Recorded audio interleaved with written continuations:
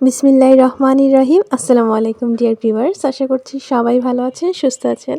আজকেও আপনাদের জন্য একটি মজাদার পাকোড়া রেসিপি নিয়ে হাজির হয়েছি, যেটা আপনারা খুব কম সময়ে বাসায় বানিয়ে ফেলতে পারবেন।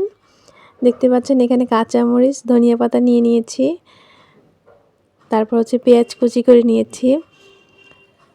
তো আমি আজকের পাকোড়াটা আলু দিয়ে করব। আলু কিন্তু আমাদের অনেক পছন্দের একটি খাবার, অনেক মানুষই আমরা আলু পছন্দ করে থাকি। তো বাসায় যদি আর কিছু না থাকে, আপনারা ঝটপট কিন্তু এই পাকোড়া রেসিপিটি তৈরি করে ফেলতে পারেন। তো এখন আলুর সাথে আমি এখানে ধনিয়া পাতা, পেঁয়াজ আর মরিচ দিয়ে দিলাম। তারপর সবগুলো উপকরণ ভালোভাবে মিশিয়ে নিতে হবে। আর এখানে দিয়ে দিচ্ছি ম্যাগি মশলা, যেটা 5 টাকা করে কিনতে পাওয়া যায়। এই মশলাটা দিলে এই পাকোড়াটা খেতে অনেক বেশি মজা লাগে, যার জন্য আমি এই ম্যাগি মশলাটা দিচ্ছি। আর যদি না থাকে আপনারা স্কিপ করতে পারেন, বা যে কোনো মুরগির মশলা বা যে কোনো মশলা ব্যবহার করতে পারেন।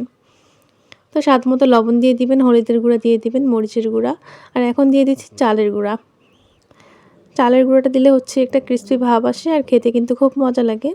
আর সামান্য পরিমাণে একটু আটা দিবেন, দিয়ে ভালোভাবে মাখতে থাকবেন যতক্ষণ একটু আঠালো ভাব আসে।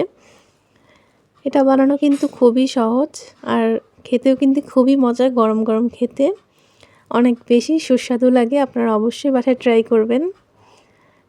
তো এখন চুলায় ভাজতে চলে যাব। আমার ভিডিওগুলো ভালো লাগলে অবশ্যই কিন্তু লাইক করতে এবং কমেন্ট করতে ভুলবেন না।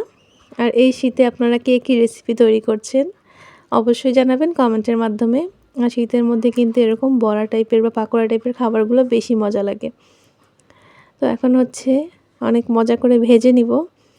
আর এগুলো ক্রিস্পি ক্রিস্পি থাকে, আর খেতে কিন্তু খুবই মজা হয়, আর স্মেলটাও দারুণ, যেহেতু এখানে ধনিয়া পাতা ব্যবহার করা হয়েছে। তো আর পরিবেশন করে দেখালাম না, আমি গরম গরম আনতেছিলাম আর খাচ্ছিলাম। তো আমার ভিডিওটি দেখার জন্য আপনাদেরকে অসংখ্য ধন্যবাদ। সবাই ভালো থাকবেন, সুস্থ থাকবেন।